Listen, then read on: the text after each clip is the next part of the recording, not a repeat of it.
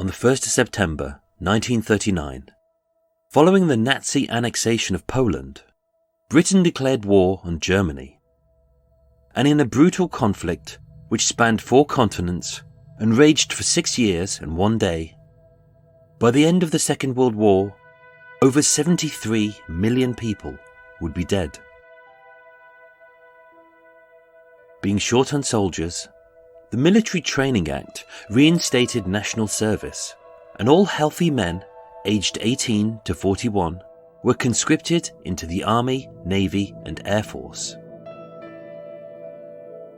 Although vital, conscription severely depleted Britain's emergency services.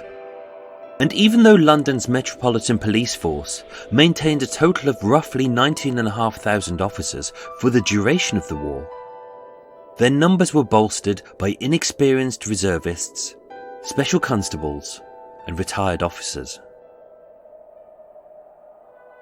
And with the already overworked police officers burdened with new wartime duties, including chasing deserters, enforcing the blackout, and aiding the rescue effort after the Blitz. With the crime rate in England having increased from 303,000 offences per year in 1939 to 478,000 offences in 1945, the depleted police force struggled to stem a new flow of crimes such as looting, bootlegging, and black market trades.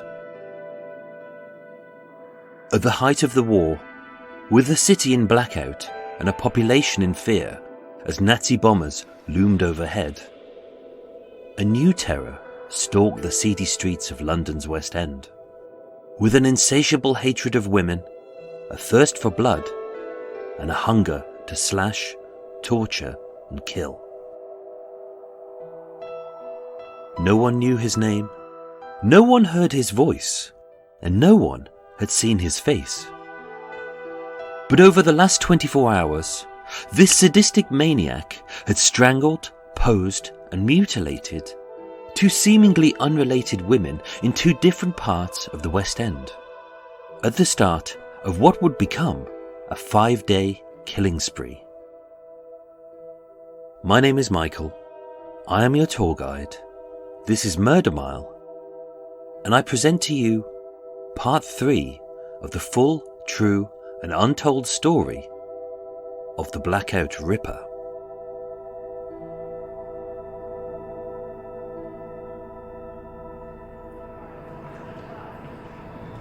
Today, I'm standing on Gosfield Street, W1, in an upmarket residential area called Fitzrovia, north of Soho and barely 5 minutes walk from Wardour Street, Oxford Circus and Regent's Park.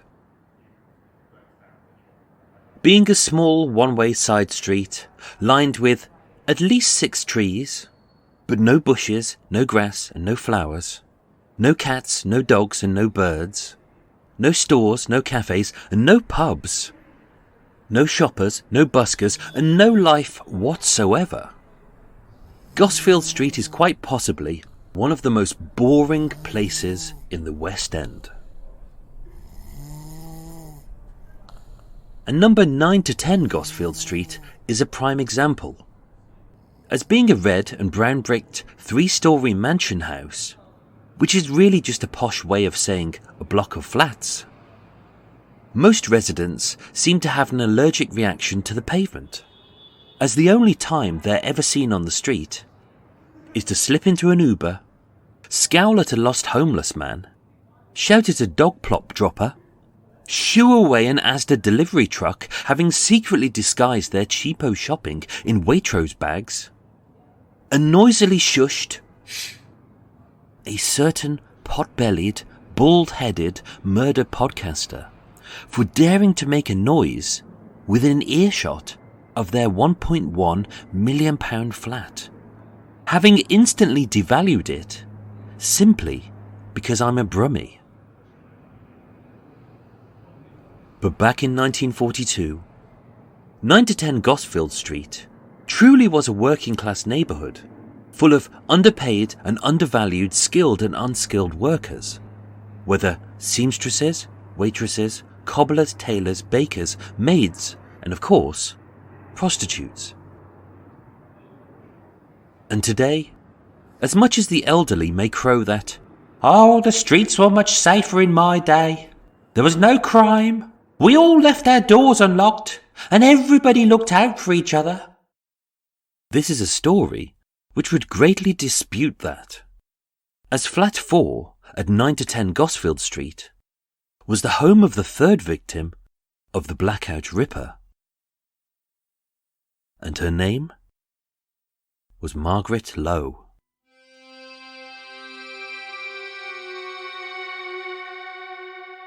The early life of Margaret Lowe is as mysterious as her death. Being born on an unspecified date in 1899, Margaret Florence Campbell Burkitt was the twin sister of Sydney, one of 4 siblings raised in the coastal town of Napier in the Hawke's Bay area of New Zealand. Living in a picturesque setting, surrounded by clear skies, blue seas, sandy beaches and green fields. Although they were not a wealthy family, through hard work, struggle and dogged persistence, they lived a comfortable lifestyle in an idyllic part of the world. And everything was good. But for unfortunate reasons, known only to them, whether sickness, bereavement or financial hardship, the entire family uprooted back to England, where life would only get poorer, harder and darker. Having dramatically downsized from their own beautiful bedside home to live in a shared lodging house amongst the industrial smog of Hoxton in East London, with an expanding family and an ever-decreasing income, life got worse for the family when their father was killed during the First World War, leaving behind a widowed mother with 4 young children and no pension or savings. Dreaming of living a better life and shamed by the stench, poverty and squalor she lived in, Margaret left school with a limited education and spent 5 years toiling away in several unskilled, dead-end jobs, for long hours, very little pay and no future. What happened in between is uncertain, but in 1919, 20-year-old Margaret, under the alias of Peggy Campbell, was charged at Bow Street Magistrates Court, convicted of living off the immoral earnings of prostitution, and was fined 20 shillings. Shamed by her conviction, her sentence, and the depths to which she had sunk, 2 years later, fate seemed to finally smile on Margaret, as having fallen in love with 40-year-old Frederick George Lowe, a kindly widower who was 18 years her senior.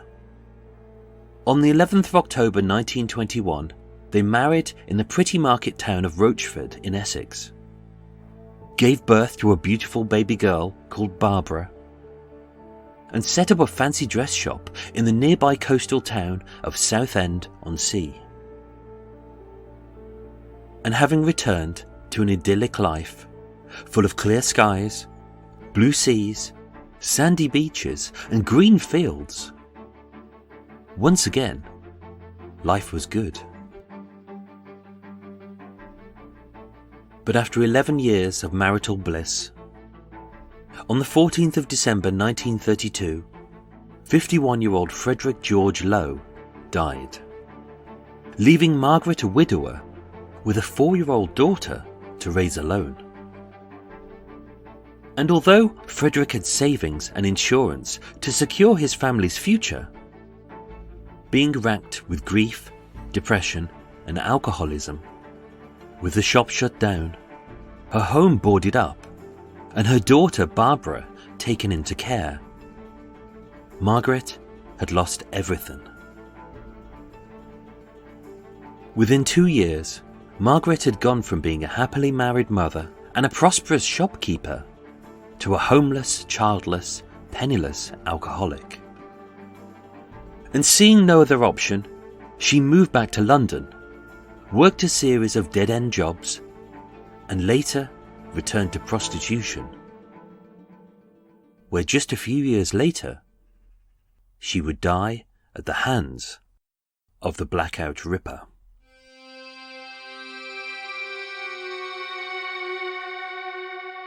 Between Monday the 9th and Wednesday the 11th of February 1942, on 3 consecutive days, in 3 different streets within 1 mile of the West End, 3 women were murdered. But if their sadistic deaths were perpetrated by the same man, how does he know these women? And what connects them? Perhaps their birthplace. This we can rule out, as Evelyn Hamilton was born and raised near Newcastle in the northeast of England, Evelyn Oatley in Lancashire in the northwest, and Margaret Lowe in Napier in New Zealand and Hoxton in East London. So none of these women were childhood friends. Education? This we can rule out, as with Hamilton being degree educated at Edinburgh University, and Oatley and Lowe having left school with no qualifications. Being raised in different counties and countries, almost 8 years apart, none of them would have been school friends. Personality. Again we can rule this out, as with Hamilton being a shy pharmacist, Oatley being a confident socialite, and Lowe being a depressed alcoholic. Even though they never lived on the same street, frequented the same pubs, and with the exception of a few occasional stays at the Three Arts Club for lectures, Hamilton never lived in London, so it's highly unlikely that they socialised together. In fact, as 3 wildly dissimilar women, from different statuses, outlooks and situations, although they were all within 1 square mile of each other during those 3 fateful days, based on the hundreds of witness statements taken by the police from anyone who knew them, there is no evidence at all that Evelyn Hamilton, Evelyn Oatley and Margaret Lowe ever met or knew each other. And the only time that their names were linked together was when they were murdered.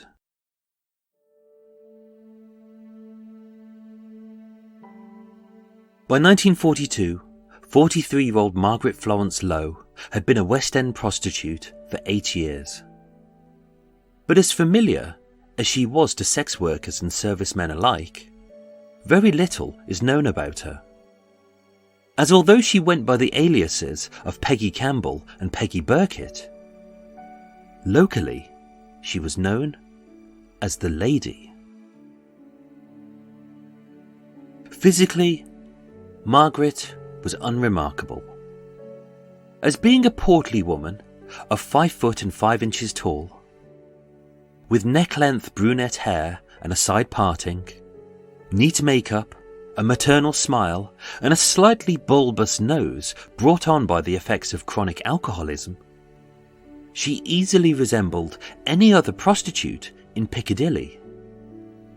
But as a person, the Lady was very much a woman of many contradictions. Neatly dressed in polished black shoes, shiny black leather gloves, a black leather handbag, an elegant felt hat, and a large fur coat. Although Margaret had been convicted 3 times of soliciting for sex and behaving in an indecent manner, each time using different aliases, she always walked with her head held high, as if she was a well-to-do lady, off for a night at the theatre. As a plummy-voiced woman with an indeterminately posh accent, who enunciated her H's, said whom instead of who, we instead of us, and one instead of I.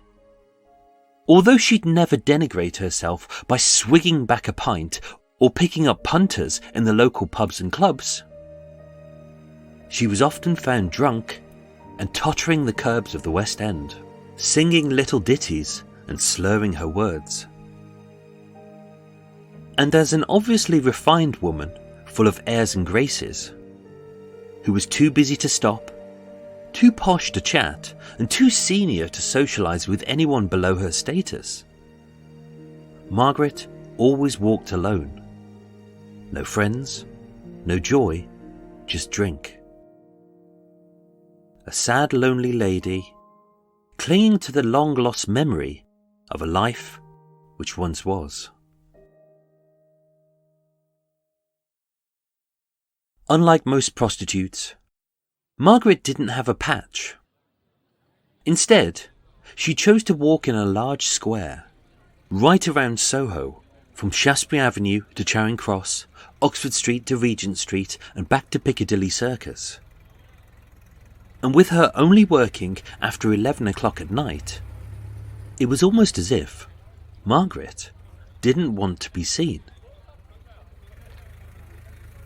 Describing prostitution as a dirty piece of work, Margaret hated her job, resented her punters, and only did the dirty deed to survive. But as a chronically depressed alcoholic who sold her body to earn money, earned money to buy booze, and drank booze to dull her senses so she could earn more money by having sex, she was trapped in a vicious circle of which there was no way out. And although she was nicknamed the Lady, as a feisty, argumentative and belligerent boozer, who wouldn't stand for ill manners, coarse language, or any rough stuff, she was widely known to be a real tough cookie and a scrapper who could easily handle herself. And in an illegal job, which involved inviting numerous strangers back to her flat for sex during the blackout, being handy with her fists was a skill which, unfortunately for Margaret Lowe, came in very handy. In the early hours of Friday the 30th of January 1942, just 2 weeks prior to her death, in flat 4 on the ground floor in numbers 9 to 10 Gosfield Street, Margaret was physically assaulted in her bed by a punter she had picked up in Piccadilly. Forcibly barging the Canadian soldier out of her door, with fists flailing and feet flying, Margaret screamed at the top of her lungs, "Help! Police! Murder!" causing such a ruckus, it awoke her neighbours, Florence Bartolini in flat 1 and Ralph George Stevens in flat 2. And although the police were called, statements were taken, and the worst of her injuries was a badly bruised chest, with the man having fled, and Margaret unwilling to press charges, for fear of implicating herself in the illegal act of prostitution, the case was dropped, and her attacker was never caught. 1 week later, Margaret was assaulted again. 2 weeks later, she would be dead. Between roughly midnight and just after 1 a.m. on Monday the 9th, Tuesday the 10th and Wednesday the 11th of February 1942, 3 wildly different and unrelated women, who witnesses claim had never met, were strangled, posed and brutally murdered on different streets in London's West End. But if these 3 women had died at the hands of the same man, why did he pick them? Physically, all 3 women were between 5'1" and 5'5" in height, aged from their mid-30s to early 40s, and with none of them being either stunning, ugly, or memorable in any way. The best they can be described is average and unremarkable. And that's where the physical similarities end. Evelyn Hamilton was an average-sized brunette. Evelyn Oatley was a slim blonde. and Margaret Lowe was a portly brunette. And although he clearly picked women that a taller, heavier man could overpower, he didn't seem attracted to one type of woman. Geographically, the only similarities were that they were all murdered in the West End, with all three having died on different streets, Montague Place, Wardour Street and Gosfield Street, two having died in private flats, one in a public space, and with no witnesses or suspects of any kind, and only 2 fingerprints found which didn't match a single felon on Scotland Yard's print index. The police had no idea who their killer or killers were. And even with a wealth of witness statements from a wide variety of sources, the overworked and understaffed police force had no idea where any of these women were picked up, who had approached them, or how they had met their murderer. But what follows are the last known sightings of Margaret Florence Lowe.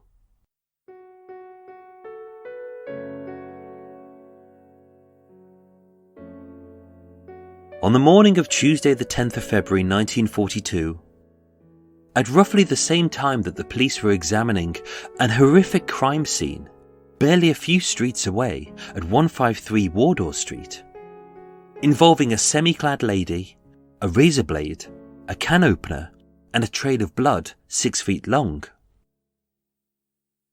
Margaret walked into a butcher's shop at 41 Great Titchfield Street, 1 street west of her home, and spoke to the owner, Emily Harries. Unlike her usual grumpy, feisty and frumpy self, on this day Margaret was in a chipper mood. Her dark mood had lifted. As with the weekend approaching, Margaret's daughter, no longer a sullen 6-year-old placed into care at St Gabriel's Orphanage in Southend-on-Sea, but now a vivacious 15-year-old who had blossomed into a strong young woman, Barbara Lowe would be paying her mother a regular visit. This was the one good thing in Margaret's miserable life, and her last connection to happier times. Excited at the prospect of seeing her daughter, Margaret didn't buy anything at the butcher's. Instead, using her weekly ration, she asked Emily to put aside some lamb's livers, kidneys, bones and fat so she could bake her baby a suet pudding. A real treat during the hardships of wartime England. Sadly, being so solitary, the next confirmed sighting of Margaret wasn't until 12:30 a.m, a full 13 hours later, and roughly an hour before her death. But this was also her last known sighting. Kathleen Nora Clark, a local sex worker, spotted the prostitute she knew only as the Lady, strolling by Eros News Theatre on the corner of Shaftesbury Avenue and Piccadilly Circus, heading by Monaco's restaurant, where barely one night before, Evelyn Oatley had waved goodnight to Laura Denmark and Molly de Santos Alves, with the two of them having picked up a red-headed corporal and a fair-haired aircraftman. As always, Margaret was alone. Impeccably dressed in her polished black shoes, shiny black leather gloves, black leather handbag, an elegant felt hat and a large fur coat. She smoked a cigarette from her silver cigarette case as she shimmied along the curbside, slightly tipsy, singing merrily to herself, her spirits high, as although the night was bitterly cold, she had something to look forward to.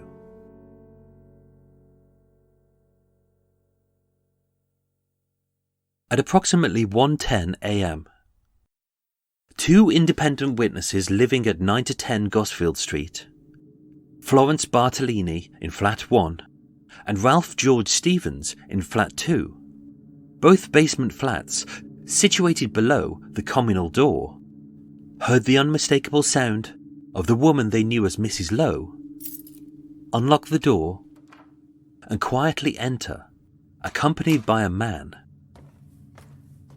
And although they didn't see him, his heavy footsteps had the dull thump of men's boots, and his accent was unmistakably English. Although their conversation was unintelligible, their voices were low, their tone was cordial, and she welcomed the man into her flat. But unusually for Margaret, who witnessed his state, wasn't the best of neighbours, and often kept the whole house awake by playing loud music on the gramophone in the dead of night to deaden the sounds of a sex worker in action. After a brief chat and the clink of glasses, there was silence. After which, Florence and George fell asleep. No one heard any screams, shouts, or cries. Nothing was broken, smashed, or trashed. And with the exception of Margaret, no one saw his face. In fact, the only sound which was heard the whole night was at an indeterminate hour when bleary-eyed Florence Bartolini was briefly awoken by the heavy thud of a flat door being shut, the communal door being opened, and a heavy-booted man briskly walking into Gosfield Street and heading right in the direction of Baker Street, Warren Street, and Regent's Park. And with these being the usual sounds heard nightly from the flat of a 43-year-old alcoholic sex worker, thinking nothing more of it, Florence rolled over and went back to sleep.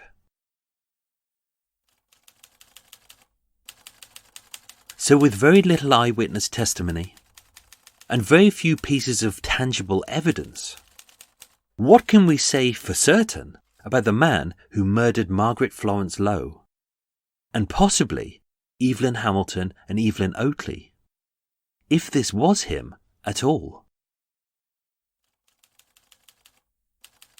She clearly felt comfortable and unthreatened in his presence.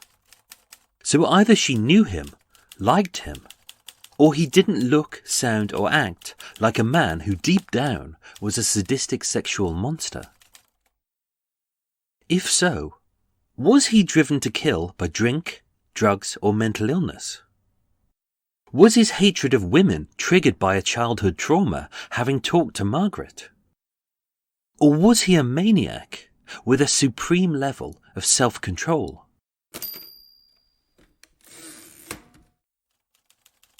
Just like Evelyn Hamilton and Evelyn Oatley, Margaret was alone when she was picked up. She often felt lonely and depressed, and had been drinking that night. And with all three women last seen in or near infamous West End restaurants, Hamilton in Maison Lyonnaise, and Oatley and Lowe by Monaco's, was he a regular there, with money to spend, drinks to be drank, and girls to be chased?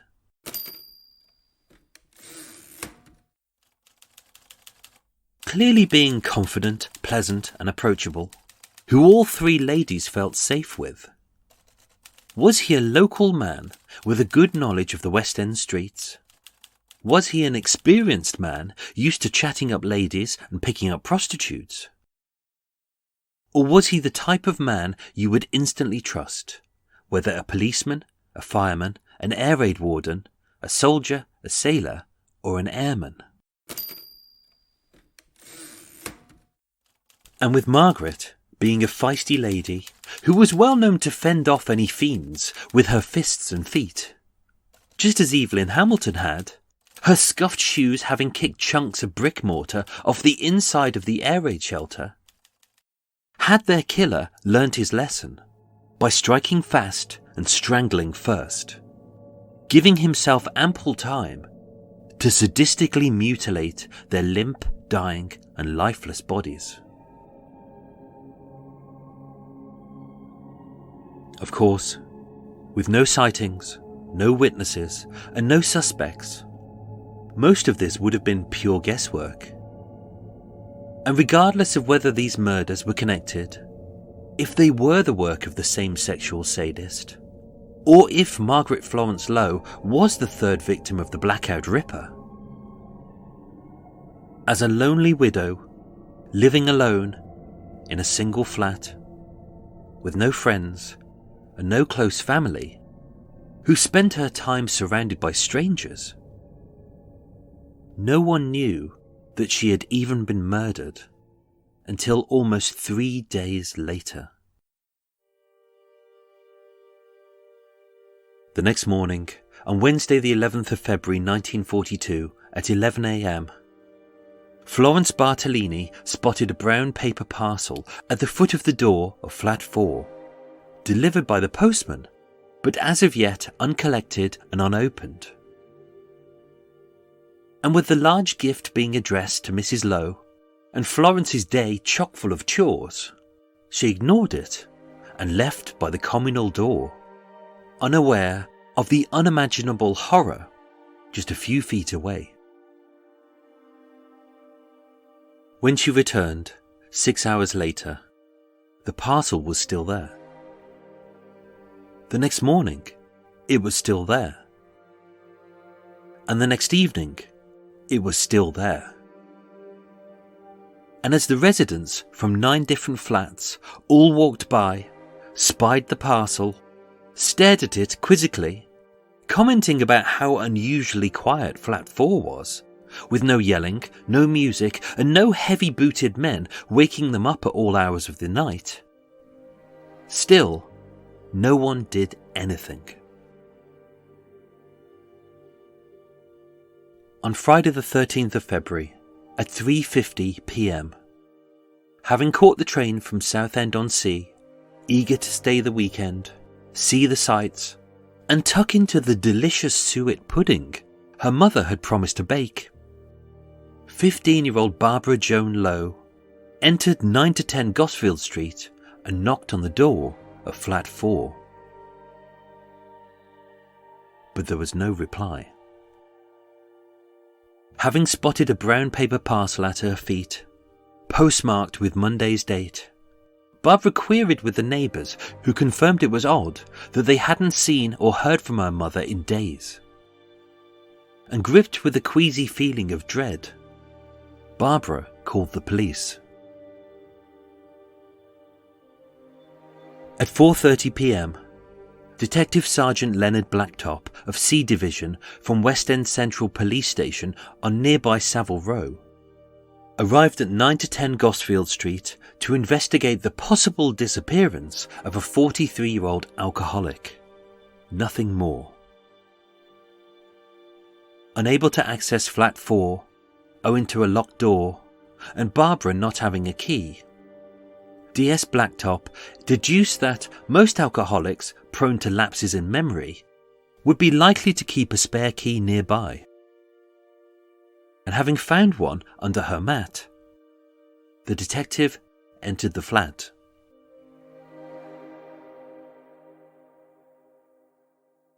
On initial inspection, although with the lights off, the electricity meter money having ran out, and the windows covered in blackout curtains, the flat was in total darkness. But as DS Blacktop shone his torch around the tiny congested sitting room, nothing seemed disturbed, out of place, or damaged.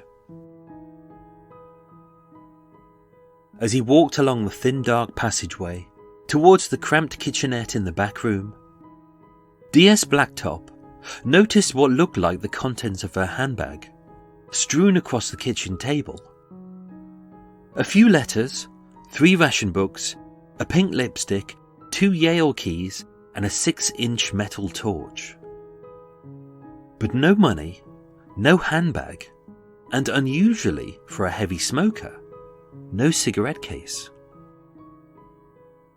As well as a bottle of stout, which was 3/4 full, but no glasses. And with the kitchen cupboards opened, rifled, and their contents scattered, having spilled all types of cutlery, including forks, knives and a can opener, across the work surfaces.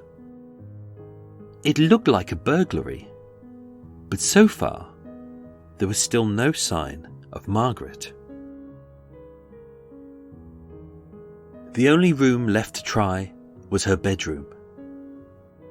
With the door locked, no suitable key found, and 3 days having passed, with Barbara's permission, DS Blacktop forced the bedroom door. And although the room was dark, in the middle, lying on her bed, he saw the unmistakable sight of the strangled and mutilated body of 43-year-old Margaret Florence Lowe. Having escalated the case up to Chief Inspector Edward Greenough of Scotland Yard, this was now no longer the hunt for a missing person. This was a murder investigation. In an unnervingly similar crime scene to that of Evelyn Oatley, it didn't look as if a struggle had taken place.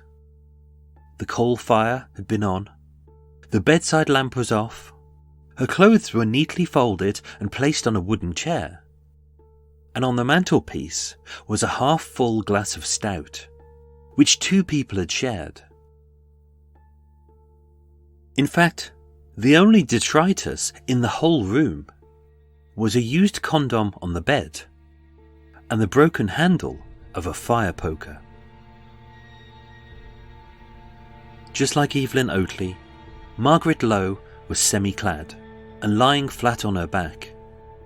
Her lifeless body spread diagonally across the double divan bed, as resting on a blood-soaked pillow was her purple swollen head, as the wide inky black pupils of her bloodshot eyes stared vacantly towards the door. And as before, his attack was swift, violent and shocking, as having struck Margaret across the left side of her face, head and jaw with a metal fire poker, he had used such force that the poker broke. With his victim suitably subdued, grabbing a black stocking off the chair, he tied the taut nylon so tightly it left a 1-inch indentation around her neck.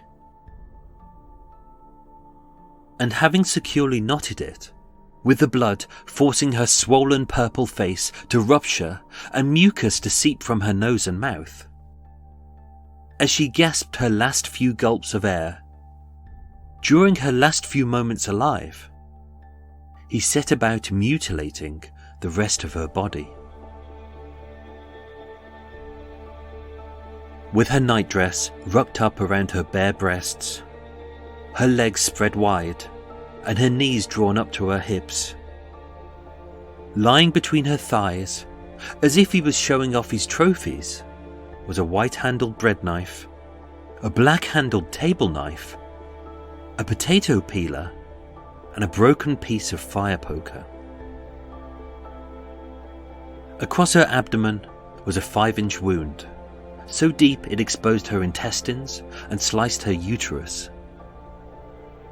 Across her right thigh was a 10-inch slash, so deep it severed the vein, bleeding so profusely her bed was soaked with blood.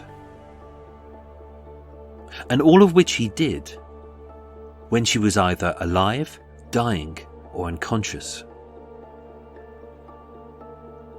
And in a final act of humiliation, with her electric metal torch in the kitchen and nothing else to hand, he inserted a 6-inch candle deep into her vagina, almost as if it was his birthday. The autopsy of Margaret Florence Lowe was conducted at Paddington Mortuary, once again by Sir Bernard Spilsbury, in the presence of Chief Inspector Edward Greenough, and the similarities between all 3 victims were unnerving. They'd all been robbed, as having found Margaret's handbag hidden behind a paper carrier bag in the kitchenette, the bank books and anything identifiable remained, but her money was missing. They all had items stolen. From Evelyn Hamilton, he had taken a handkerchief and a pencil. From Evelyn Oatley, an initialed silver cigarette case. And from Margaret Lowe, a silver cigarette case. And yet, if he truly was a sexual sadist, why didn't he steal souvenirs like panties, bras and stockings? Although violated, none of these women were raped.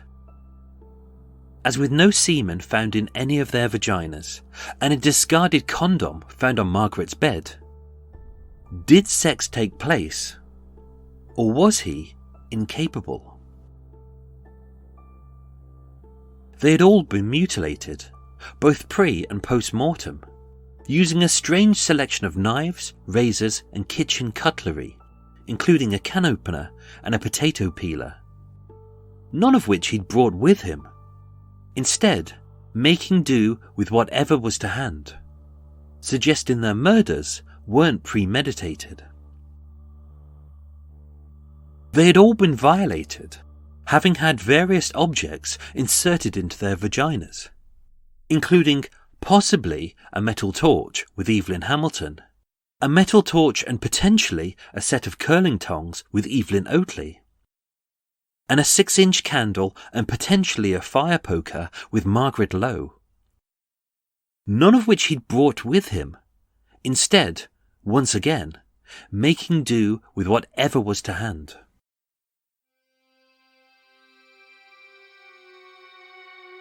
And although he changed his method of death, having manually strangled Evelyn Hamilton and Evelyn Oatley with his hand, and garroted Margaret Lowe with a black stocking, by the way he had left it tied around her neck, once again the police knew that the attacker was left-handed. Margaret Florence Lowe was unmistakably his third victim. And again, he had made a big mistake.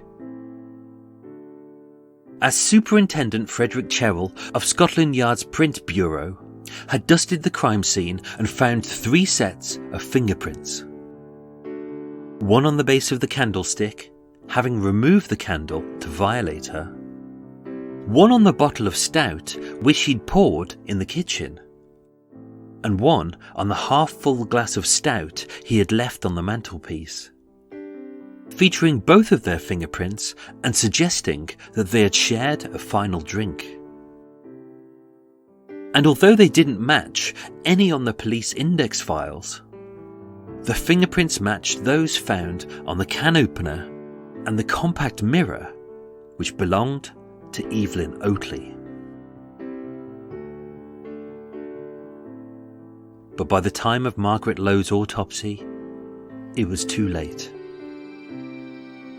As with her mutilated body, having lay undiscovered for 3 days, and the police only aware of 2 unrelated murders in 2 different streets, they had no idea that a sadistic spree killer was on the loose. So by Thursday the 12th of February 1942, 4 days into his 5-day killing spree, with 3 women dead and 3 unsuspecting women walking the streets, unaware of the horror which awaited them, he headed back into the West End, and the Blackout Ripper went in search of his next victim.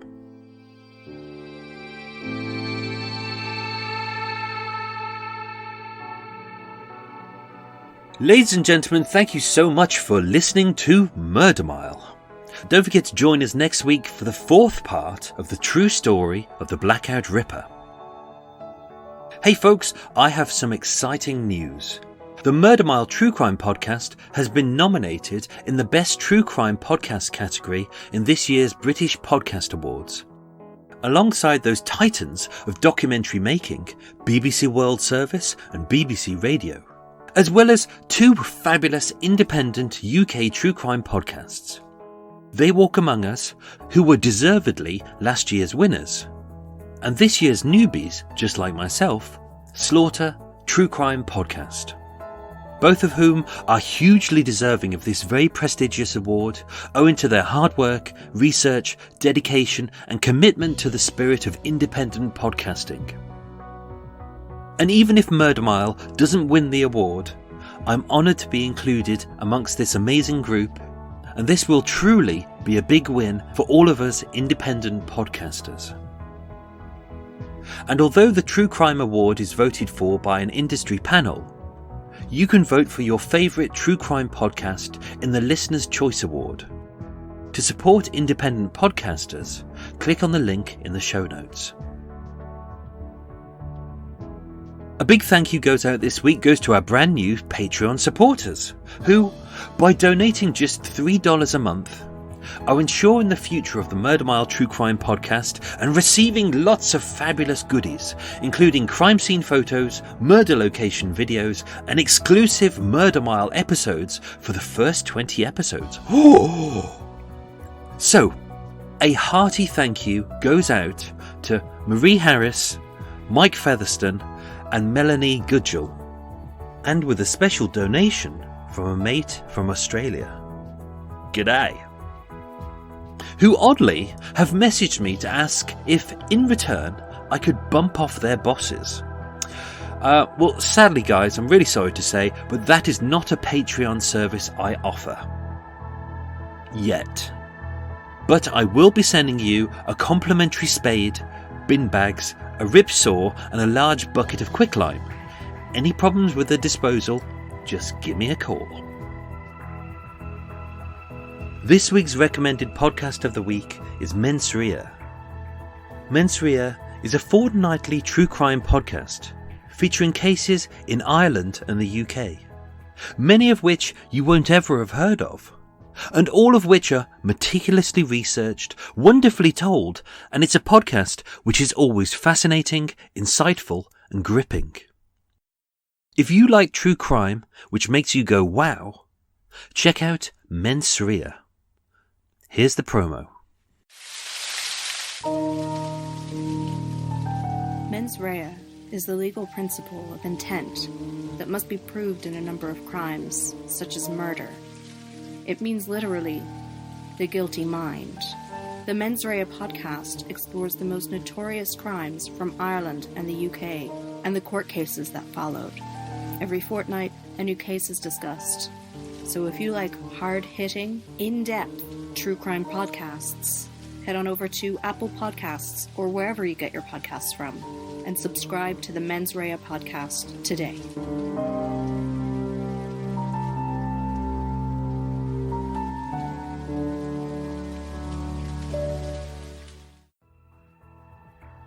Murder Mile was researched, written and performed by myself, Michael, hello, with the main musical themes written and performed by Eric Stein and John Books of Cult with No Name. Next week's episode is part 4 of our series into the Blackout Ripper. Thank you for listening and sleep well.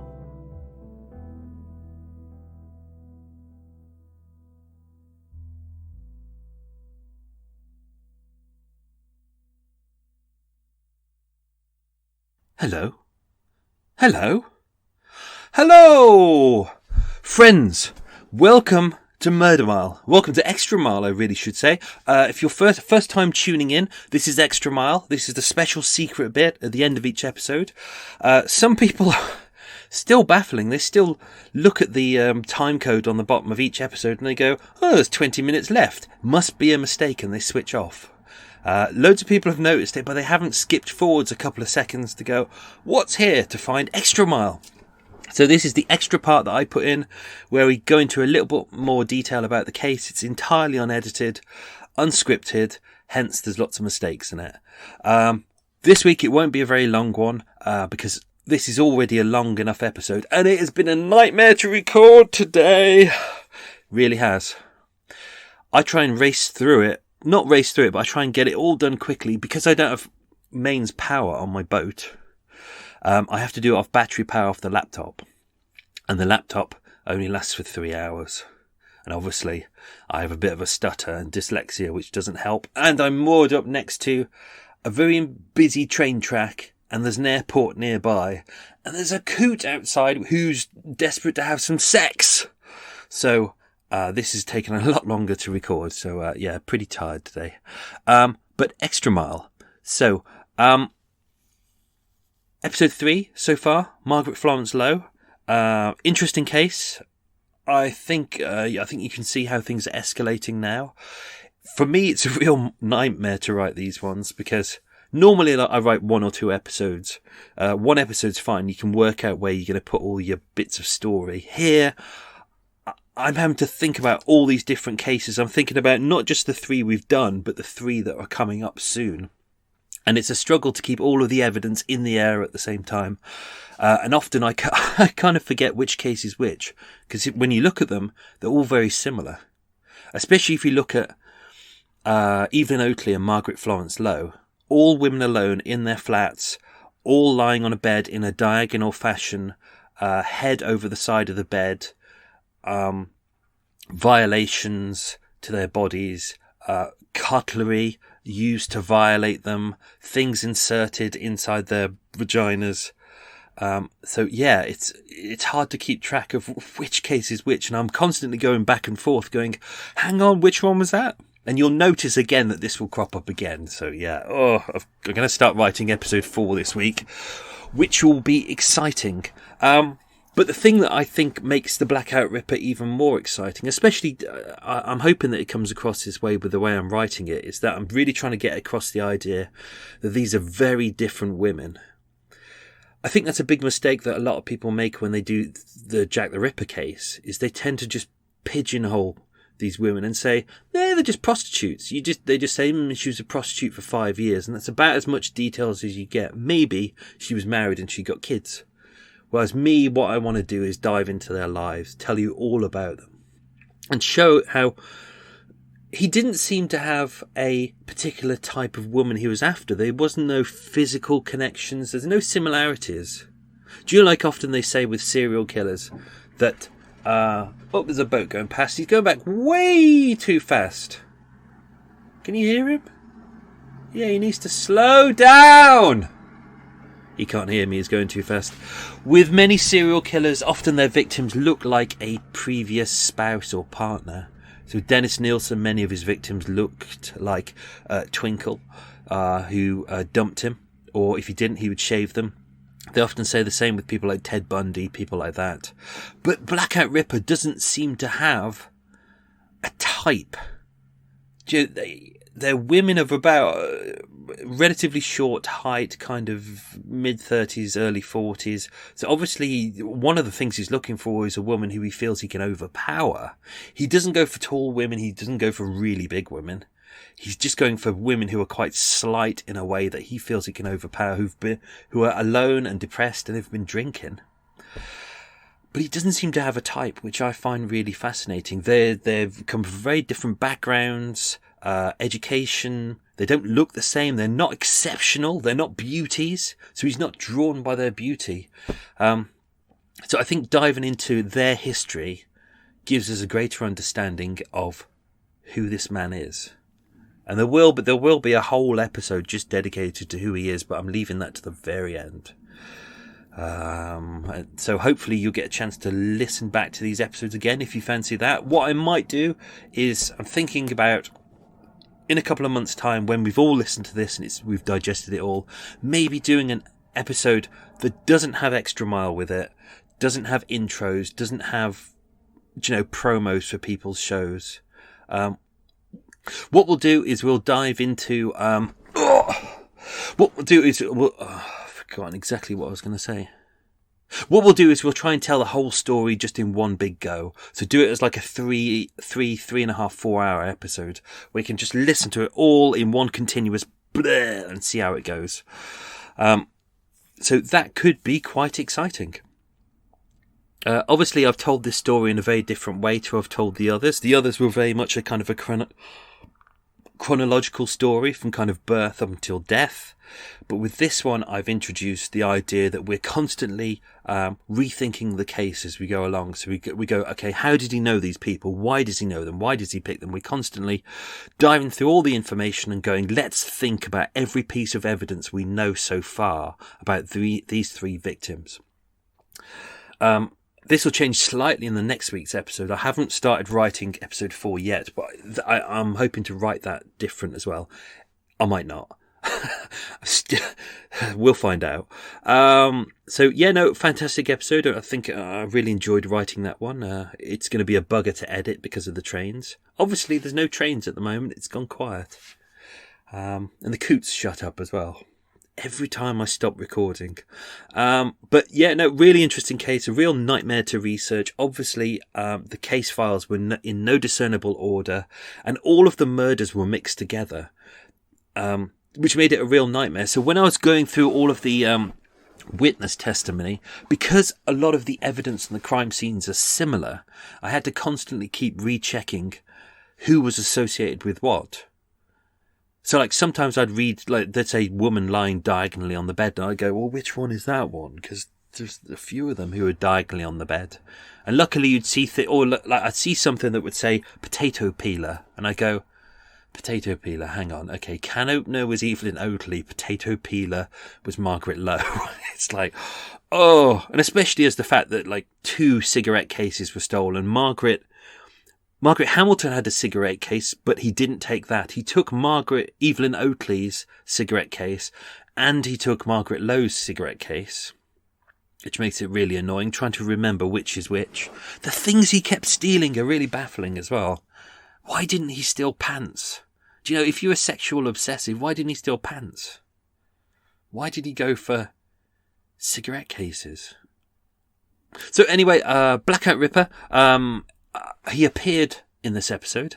I know where he is. Ha ha ha ha. In fact, he appeared twice in this episode. Did you spot him?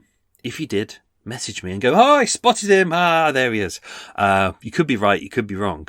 But what I've been doing in this episode as well is lacing many clues in there.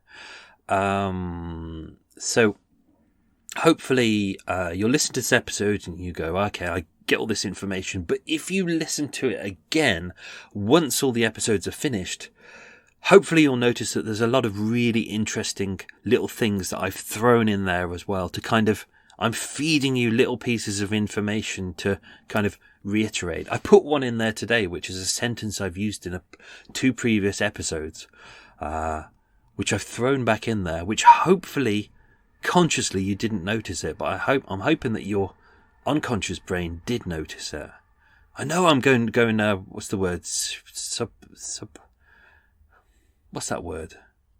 I can't remember. Let's not bother thinking about that. God, how tired do I sound today?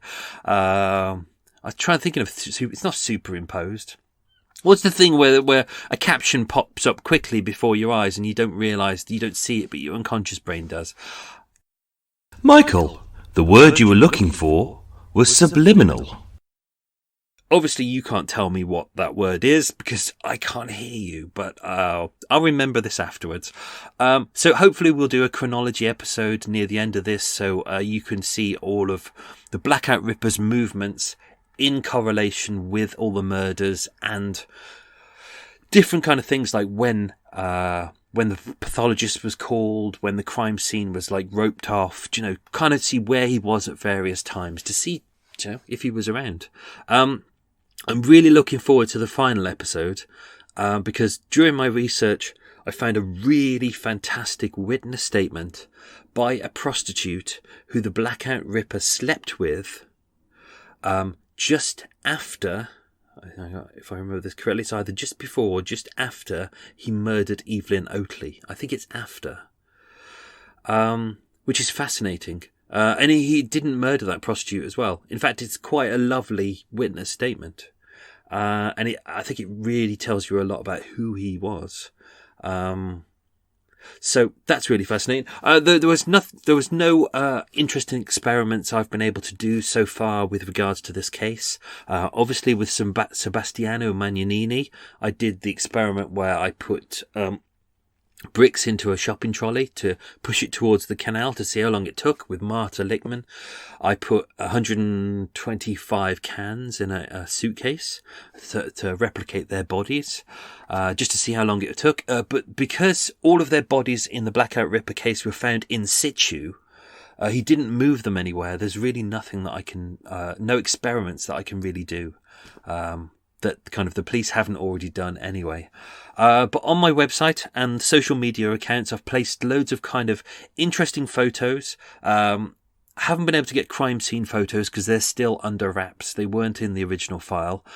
But there are original pictures of each of the victims, and coming soon there will be pictures of each of the tools that he used, the cutlery that he used to mutilate all of these women. I've got actual crime scene photos of they're really courtroom photos of the can opener, the potato peeler, the knives. I've got all of them. So they're all there, so I'll be showing you those photos as well. If you go onto my social media account, you'll see that I do location videos as well with each of these, with every single episode we do. I've literally last night I was filming an episode on 9 to 10 Gosfield Street, doing a usual kind of, this is Gosfield Street, this is what it looks like. And as I just finished, it's only a minute long, I'd finished the video, I turned round and there was a man entering his flat. He lived at number 4. Where Margaret Florence Lowe lived and was murdered just after I'd finished filming. I wasn't quite too sure whether he'd heard me talking, but if he had, let's hope he doesn't listen to this episode, because he is going to get a lot of sleepless nights. Anyway, no, I've really enjoyed doing this episode. It's taken months of research to get it together. I've really, really enjoyed just writing them, researching them, recording them. I've got to start editing it now, which is going to be a hard one. But it's great. I'm finding new pieces of evidence and new angles as I rewrite these episodes. Slowly as I go through each episode, and I have to say my head is about to explode just because of all the information that's in there. Sometimes I go through and I find new connections that I've never seen before. So, these will all start cropping up. Hopefully in the last episode, when we tie all the evidence together, I can start bringing all those forwards. But that was the Blackout Ripper. That was episode 3. Hope you enjoyed that. Many more episodes to come. I won't be taking a break. Even though I did Extra Mile, it wasn't really a break because I was doing research. So soon we will be doing some Extra Mile episodes, proper ones, big hour-long ones. But they will be interesting. I think I've mentioned before that we're going to get some, hopefully some police on board. Hoping to speak to some other people associated with crime in Soho. Maybe some gangsters would be nice. So they will go in there, and that will give me time to go off and do some research, and therefore I don't need to take a break. Because as a podcast listener myself, I know it can be hugely frustrating when you're used to listening to a podcast like every Thursday morning, and then they just take a break. Or in the case of one that I particularly love, they've taken almost a year off. I know. I'd almost forgotten that they exist. Anyway, that was the Blackout Ripper. Hope you enjoyed it. And I hope to see you all soon. Have a great week. Bye-bye.